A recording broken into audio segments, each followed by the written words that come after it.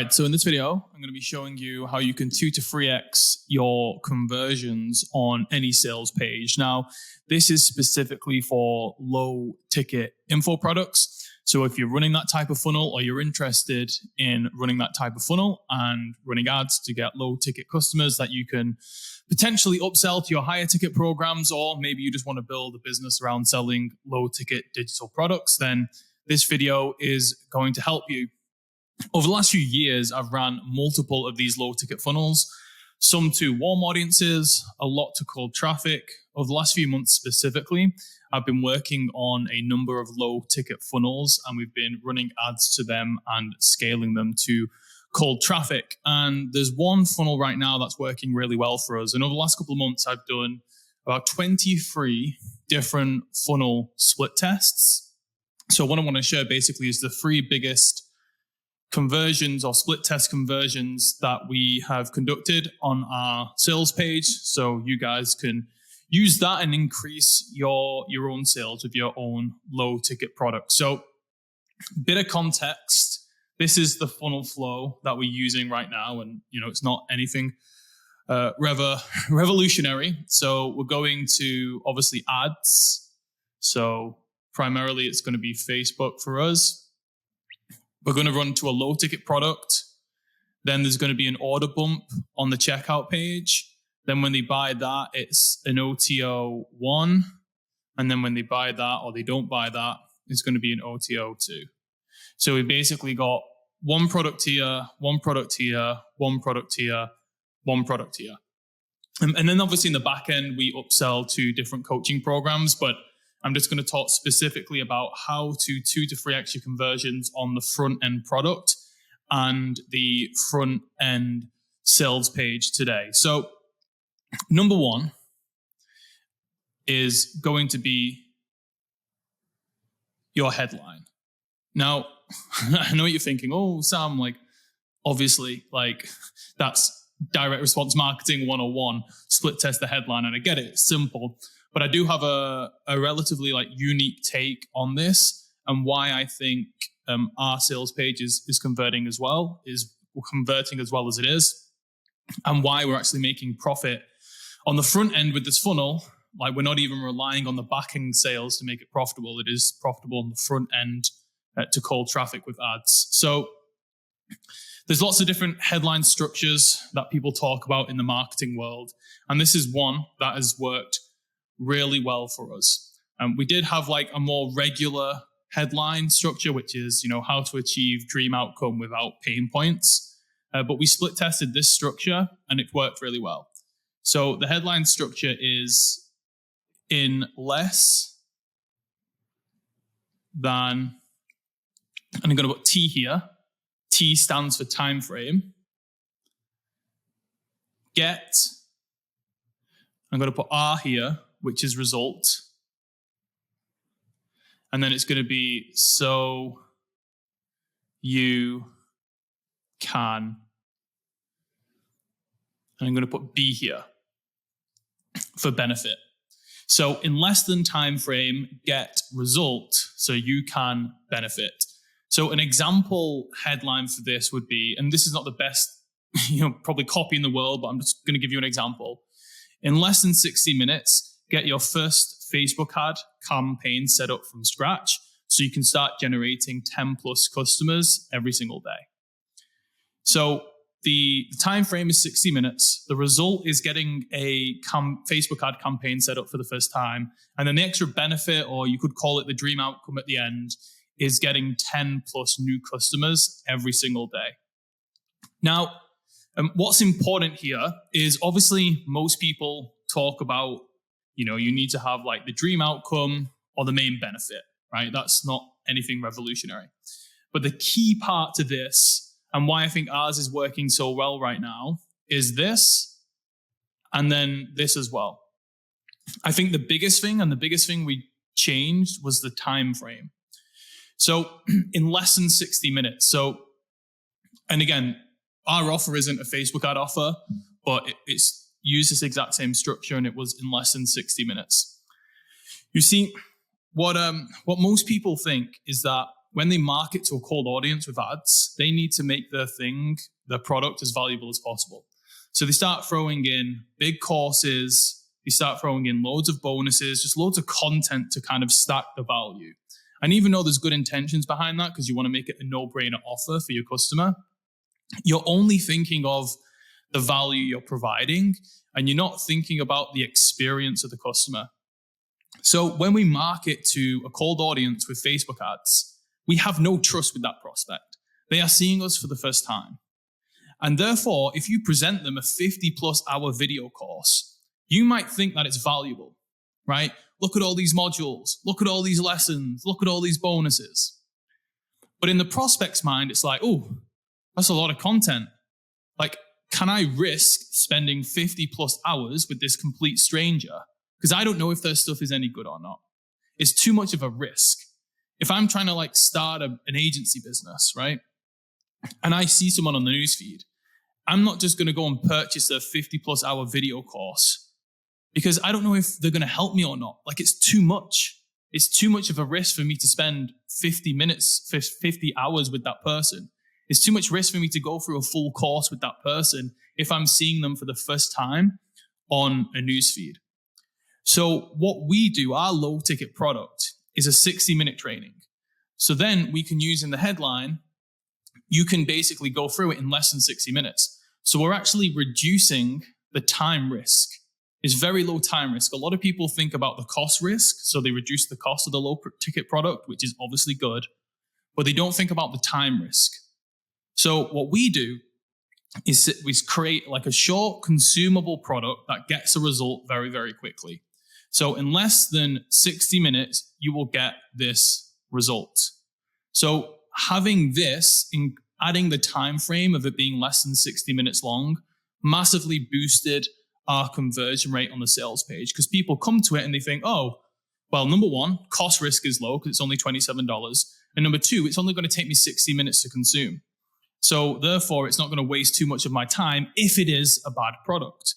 Whereas if it's a 50+ hour video course, they aren't going to risk spending 50 hours to find out if it's good or not. So the key here for us is to stress and focus in the headline how easy it is going to be to consume and how quick it's going to be to consume. And if it's going to be quick to consume, then you would assume then it's going to be quick to get the result. So when I talk about result, I don't talk about the benefit or the dream outcome. For me, when I'm putting this headline together, they're two different things. The result, which is also important in our headline, is that it is tangible. So it's a tangible result that they are going to have by the end of the training or the end of the product. It's not the end result in terms of the big benefit. So in our example headline, the result is setting up their first Facebook ad campaign. The end benefit or the dream outcome is getting the 10+ customers. Now, I can't promise that they're going to be getting 10+ customers every single day by the end of the 60 minutes because that's just not realistic. They could set up the Facebook ad campaign in 60 minutes if they follow along with the training. But they're not just going to magically have 10 customers by the end of the 60 minutes because obviously the ads need to run, they need to convert. Obviously the time frame to get those 10 customers isn't within 60 minutes. And it would be stupid of me to say that. So we're not setting unrealistic expectations. We're not being over hypey, but we obviously do talk about the end benefit that they will experience after they go through the training and get the tangible result set up.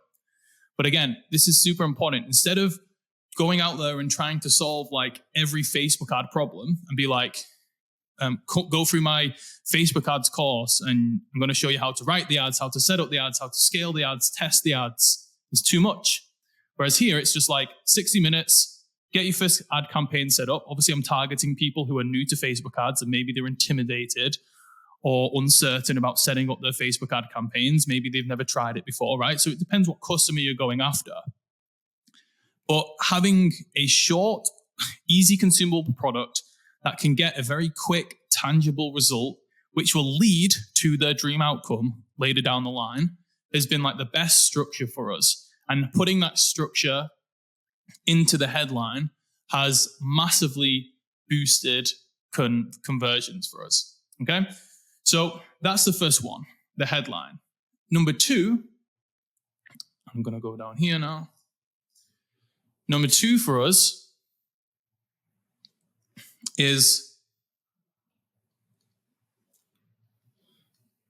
ATF, which stands for above the fold. So this is typically what our above the fold looked like. So the above the fold is basically when someone clicks the ad and goes to the sales page, what can they see without scrolling down, right? It's above the fold. So when we started this funnel, we had a headline. We had a image, like a product image. We had our sub-headline underneath the image. And then we had a CTA button here. So this is like fairly standard stuff. I just talked about the headline that we had. We had like our graphic designer create like a nice product image of the product. And then we had a sub-headline like relaying the benefits. And then we had a CTA. And in the beginning, it worked okay, but it wasn't like crazy conversions. Now, my idea behind creating this next split test was that if I'm marketing to people on Facebook who are cold traffic, who have never heard of us before, I think what's happening is a lot of people are coming, they're seeing the headline, they're getting enticed by the headline because it's a good headline, then they're clicking the CTA button, they're going to the checkout page, they're seeing the price, and then they're being like, I'm not really sold, and then they're going to bounce. So what I did was to create basically a split test between 2 pages, and I got rid of this CTA button. So this was, our control, and then this was the split test. Now, my idea behind this was, if we're running ads, again, to a cold traffic, people are cold traffic who don't trust us, who don't have a relationship with us, then it's very rare that they're just going to read an ad, they're going to read one headline, and then they're going to be ready to pay us some money, even if the product's, $20. I actually want them to read the sales page. Now, if I'm marketing to a warm audience that I already have a relationship with, then this might be a little bit different, but I'm talking about cold traffic with ads. I want them to read the sales page. I want them to read the copy. I want them to look at the social proof, because that is what is going to turn a person who is cold into a customer. Now, again, they might have been enticed by the ad. They might like the sound of the headline, but just because they click to go to the checkout page doesn't mean they're going to buy. And I feel like we were losing too many people on the checkout page. So I just want to show you some numbers just so it's a bit more tangible. I've got them written down here. So when we made this split test, we had, let me go to, when we made this split test, we had 15% of the people who visited the sales page went to the checkout page. So 15% of people that clicked the ad then clicked to go to the checkout page. When we made this change, it dropped to 12%, right? Which initially is bad, right? Because you want more people to go to the checkout page. However, the conversions increased. When we did this, the conversions on the checkout page converted, I think this was less than 20%. And then on this one now, it is 23.88%. So even though we had a decrease in the amount of people that visited the checkout page, because we had a more than significant increase in the checkout page conversion, we made more money. So we were basically forcing people to read the copy, look at the social proof before they went to the checkout page. The only CTA buttons we had on this page was towards the very bottom after, we'd gone through everything. So yes, we lost some people because not everyone is going to read the full sales page, and maybe they get bored and maybe they click away. But we were making the most of the traffic that we had because people were reading the page now instead of going straight to the checkout page, and our conversions increased. And I think this is like a really important point, not just for like a checkout page split test, but in marketing in general. There is a very terrible mindset that a lot of marketers have, which is essentially the only purpose of A is to B, right? So you might have heard before, the only purpose of the ad is to get the click. The only purpose of the subject line is to get them to open the email. In this instance, the only purpose of the sales page is to get them to click to the checkout page. That is terrible advice, and it's a terrible mindset to have if you are a marketer. Anyone can create a clickbaity ad that gets a click. Anyone can create a clickbaity subject line that gets someone to open the email. Anyone can make a really, over-exaggerated headline and have like a big shiny CTA button, right? And get that person to go to the checkout page. That isn't hard, but it's about what happens when they make that click. Because it's not just about doing A so you can get B. It's how you do A that affects how well B converts. So it's not just about creating a sales page that gets a click to the checkout page. It's about how you create that sales page and how you get that click that affects how much the checkout page converts. Okay, so it's about how you do A that affects the success rate of B. And that's what a lot of people don't have the mindset of. So, next time you're creating a sales page just like this, it's not just about getting them to click through.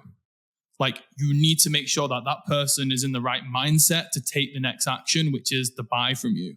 If they aren't in the right mindset and they haven't gone through the right process, or they haven't had the right beliefs broken, or whatever it is, if they aren't primed to buy before they make that click, then they aren't going to buy from you.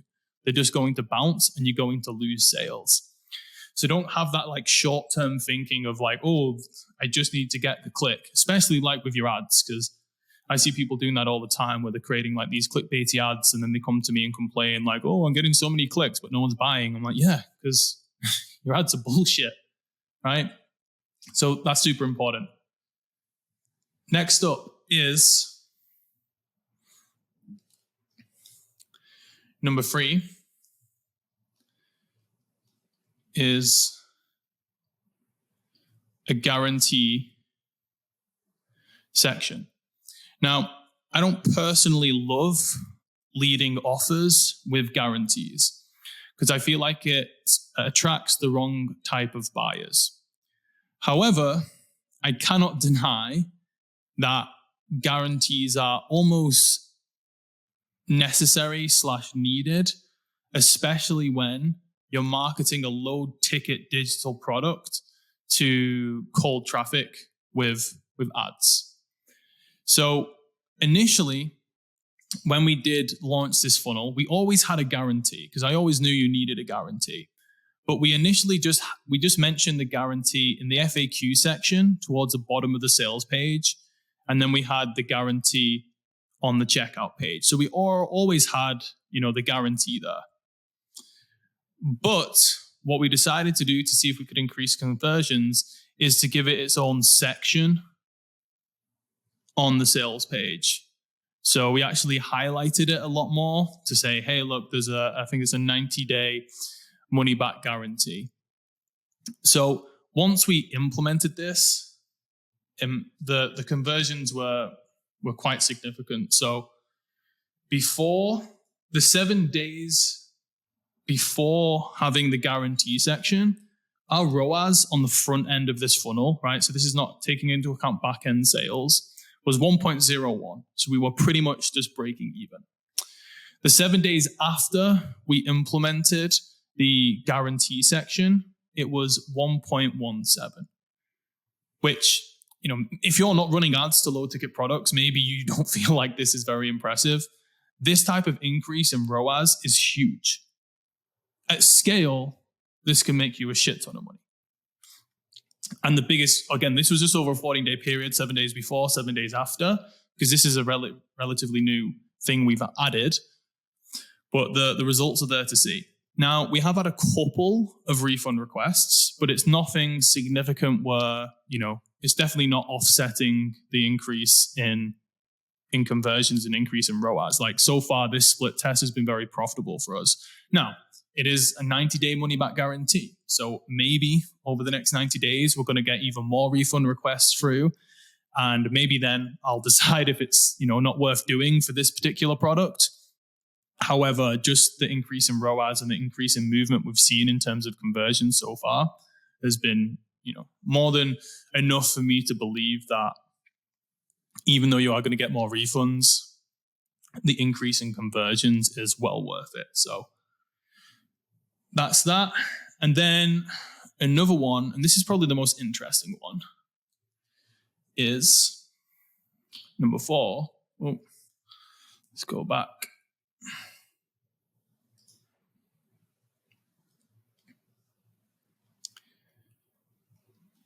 Is going to be the sales page structure.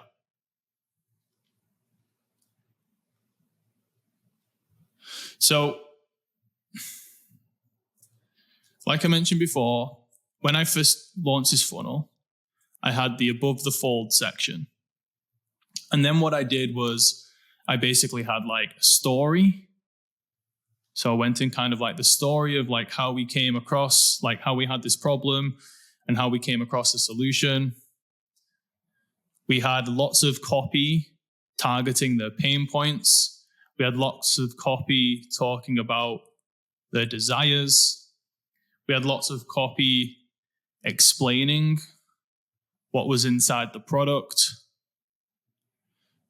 And we had lots of copy explaining the benefits of the product. So I took like the more traditional route when building this sales page. I got into the mindset of, this is marketing to cold traffic. I'm going to need one of those like long form direct response sales pages that, have all this like amazing marketing copy that take the customer on a journey and get them really sold on my product. And even though it was working, it wasn't working as well as I liked.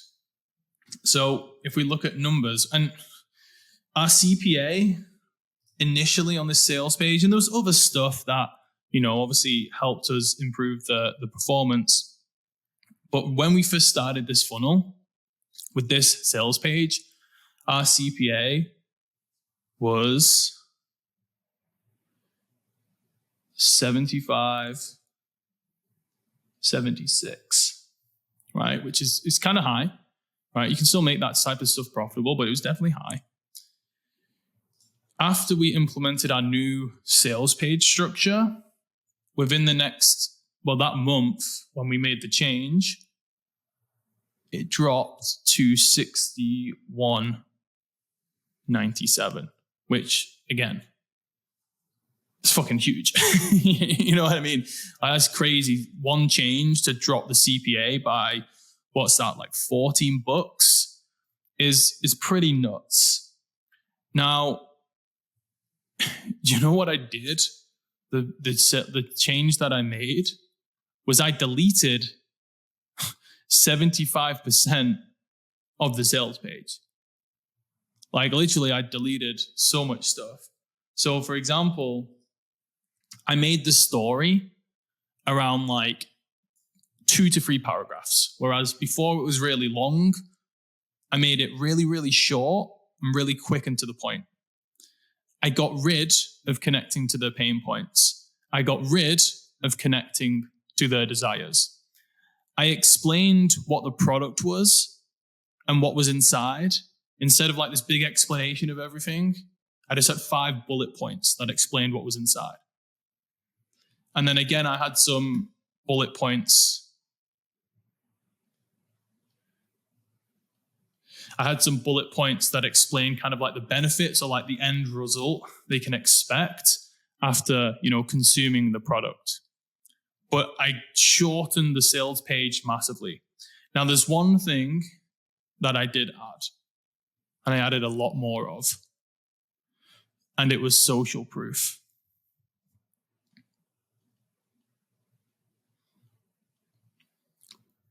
Again, I thought that before running this, because it was cold traffic, I needed to take them on this like big journey and, convert them into a customer. And I thought that like really great marketing copy was the way to do that. Now, the reason why I think deleting most of the sales page and just focusing more on the social proof was effective for us is because, number one, attention spans are getting shorter. So, I am in the mindset of, copy can't be too long as it's good copy. And I get that. And I do believe it to an extent, but we can't deny that it's getting harder to get people to read long form copy. So that's number one. Number two, people like buying stuff online right now is quite normalized. So people aren't, as long as they believe in the product, people are very quick to just get out a card and pay for something online. 10 plus years ago, you probably had to build up a lot more trust. Now, buying a course or buying a physical product that you see online is very normal, right? You speak to people, not even in the entrepreneurial world, but you speak to regular people, my friends, my family from back home. Where did you get your shoes from? Oh, I bought it from a Facebook ad, right? Very, very normal for people to do that right now. So I actually think that people need less convincing than before.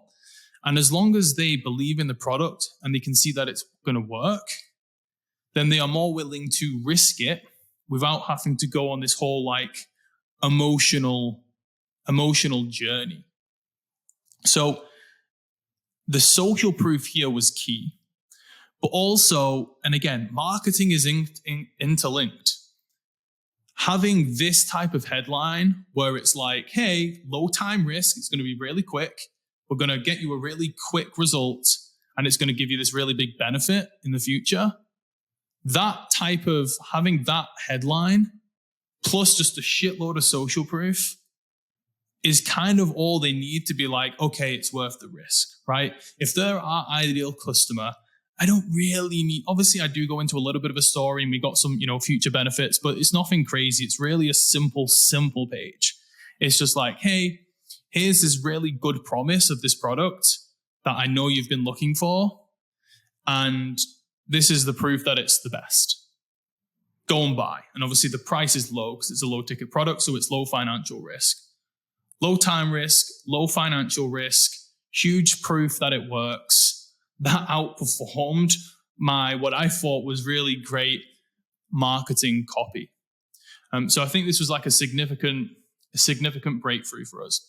Now, there are a few things to note because again, everything in marketing is nuanced.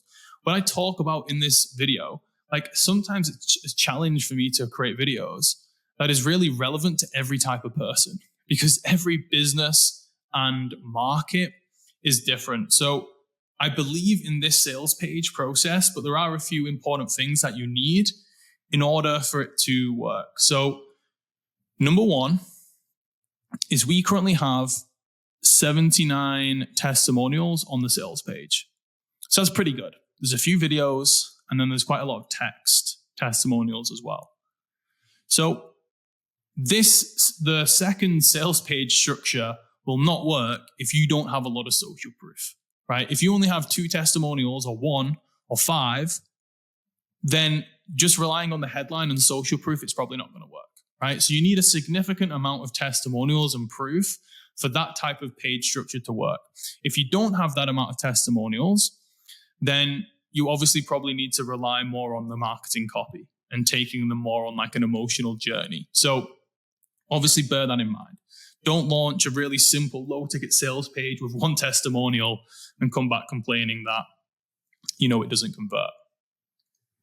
Number 2, I use testimonial. Man, I should get an affiliate link for this. The amount of people I recommend this to. Testimonial.to. There's probably other softwares out there like it. I've just found this is like a really great way to get testimonials. So inside of the course, when someone buys, there's a part inside of the membership area, which is like, hey, access your free bonus. And we basically give them a bonus course for free in return for feedback, right? So we just say, hey, if you just leave us some feedback with this link, go to this link, leave us some feedback, and we'll give you a free course, right? Most people want the free thing. So especially if they've enjoyed the original product that they purchased, they're going to want your next thing. So that's how we were able to get, over the last couple of months, 79 testimonials. We probably, that was the last time I counted anyway. We probably got a little bit more than that, but we're closing in on the 100 plus testimonial mark, which is pretty good. And we use testimonial.to. You can just go and Google it. It makes it really simple for people to use to leave testimonials. They literally just click a link. They can choose to leave a video testimonial or a text testimonial. If it's text, they obviously just submit the text, and then it automatically gets added to your testimonial.to account. If it's a video, they just click a button that says video, and it'll start filming them on whatever device they're on. And again, they don't need to upload it. They don't need to send it. They just film the video. They can review the video. If they're happy with it, they just click a button and it sends it to your account.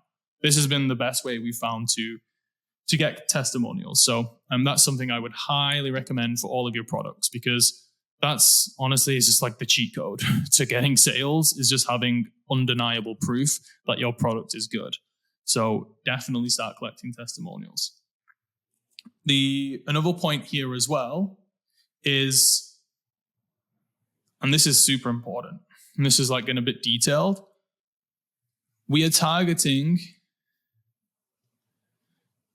with this sales page specifically that I'm talking about, we are targeting a solution-aware audience. So I don't have time to go into all the different awareness levels. If you've studied marketing for a little bit, you probably know what this means. But our particular solution for getting the outcome that our customer wants, we were targeting people who were already aware of that solution. We were targeting people that have maybe already tried a version of our solution before, but failed in the past, or at least tried its competitors and failed to get the outcome that they wanted.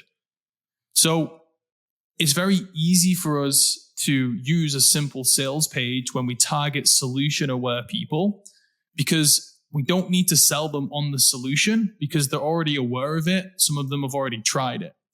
We just need to sell them that our way of doing it and our version of that solution is the best. And that's why it's very easy to do that when you just have a load of social proof that proves that it works. And that's the key. If we were to target a solution unaware audience, then we would have to spend part of the sales page selling them on the solution. So, for example, let's just go back to my Facebook ads course example. If I'm targeting business owners who have tried Facebook ads in the past but have failed to make them profitable, or they're at least aware of Facebook ads as a solution to getting them leads, then I could release a Facebook ads course that's low ticket, and potentially this would work if I just have a really great solid headline, and then I just have loads of social proof saying how amazing that my Facebook ad framework or my Facebook ad process works. And that would kill it to a solution-aware audience. Now, if someone is unaware of Facebook ads, or they've not thought about Facebook ads as a solution to getting more leads and customers, then I would have to create a sales page that sells them on Facebook ads. I'd have to explain what it is, why it works, why it's effective, and why it's the best solution. And then I would have to go and sell them on why my Facebook ads course is the best Facebook ads course out there, which again, I could do with the testimonials, but I couldn't get them to that point to buy if I didn't educate them on the solution to begin with. So that's why, again, it depends on your market and your offer, but I would always recommend going to marketing a low ticket product to a solution aware audience, because it just makes the whole process easier. You have to sell them on less things. Here, I'm selling them on the solution and then me as the person who's going to provide the solution. On this one, I'm just selling them on me as the perfect person to provide them that solution because my stuff works. This is going to make your life a hell of a lot easier if you're marketing low ticket products. So that's it. Those are the biggest things that, we've kind of been working through over the last couple of months. And out of the 23 split tests that we've done on the funnel, these 4 things are the things that we've seen that have increased conversions the most and just reduced our CPA the most out of anything else. And I believe if you nail these things, you've got a headline that talks about the time risk. You make sure that the cold traffic reads the full sales page. You have a guarantee. And you have your sales page structure, which focuses on testimonials and marketing to a solution to our audience. If you follow those steps, I think the low ticket product will work for you, or a low ticket funnel. And again, this is cold traffic with Facebook ads. This isn't marketing to a warm audience or anything like that. I actually have like a full low ticket selling guide. If you guys would like me to do a video where I run through that guide and actually show you how I come up with low ticket products and their offers, the price points, what to actually offer, what's too much information, what's too little information, what type of results should you try and get your customers with low ticket products? Because again, it shouldn't just be like everything and give them a 50+ hour course. I have like a full guide that I help customers with and clients with, where I kind of run through like the main things that you need to consider when putting together a low ticket product. If you want me to do like a video breakdown of that and give you more information so you can use it for yourself, then just let me know in the comment section. And maybe one of the next videos, I'll just pull the guide up and I'll just kind of like run through it step by step with you all. So if you'd like that, if you're interested to learn more about low ticket products, how to create one for your business, then yeah, just leave a comment below. And if there is enough comments, then I'll put that video together in the future. But other than that, thanks for watching. I'll see you on the next one.